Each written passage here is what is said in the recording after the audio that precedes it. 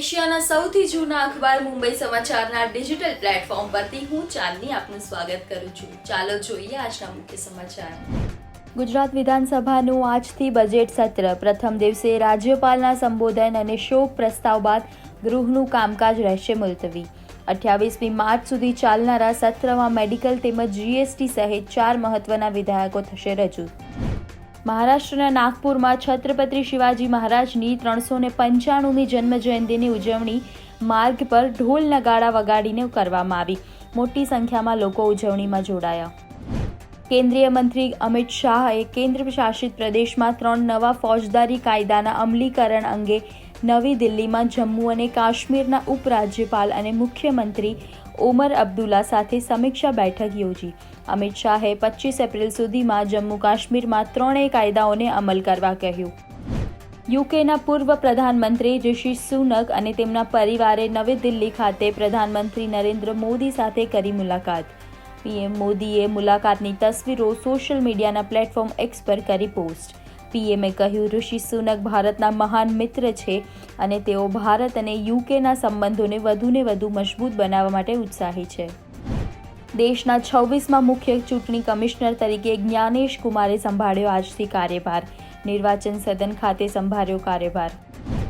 ઝારખંડ સરકારે રાજ્યમાં ગુટખા પાન મસાલાના વેચાણ, સંગ્રહ અને વપરાશ પર સંપૂર્ણ પ્રતિબંધ લાદવાનો ઐતિહાસિક નિર્ણય લીધો છે.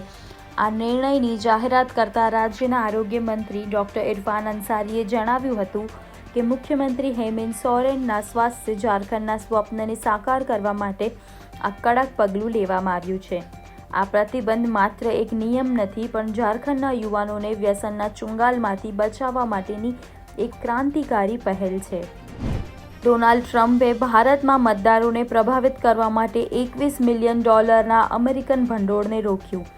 અમે ભારતને $21 મિલિયન કેમ આપી રહ્યા છીએ?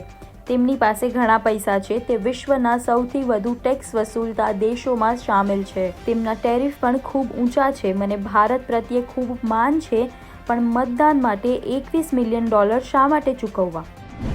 મહાકુંભ 2025ને મૃત્યુંજય કુંભ કહેવા બદલ પશ્ચિમ બંગાળના મુખ્યમંત્રી મમતા બેનર્જીને અખિલ ભારતીય સંત સમિતિના રાષ્ટ્રીય મહાસચિવ સ્વામી જીતેન્દ્રાનંદ સરસ્વતીએ આપ્યો જવાબ. કહ્યું, સમગ્ર પૂર્વ ભારતમાંથી હિન્દુઓ અહીં અમૃત સ્નાન માટે આવી રહ્યા છે, એટલે તમને ગમતું નથી?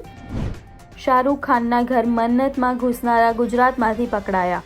1 વર્ષ પહેલા સુપરસ્ટાર શાહરૂખ ખાનના મકાનમાંથી 3જા માળ સુધી પહોંચનારા 2 શખ્સો ભરૂચમાંથી પકડાયા.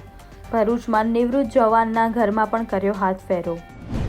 આજથી પાકિસ્તાનમાં ચેમ્પિયન ટ્રોફીનો પ્રારંભ થઈ રહ્યો છે. આજે પહેલી મેચમાં પાકિસ્તાનનો મુકાબલો ન્યૂઝીલેન્ડ સાથે થશે.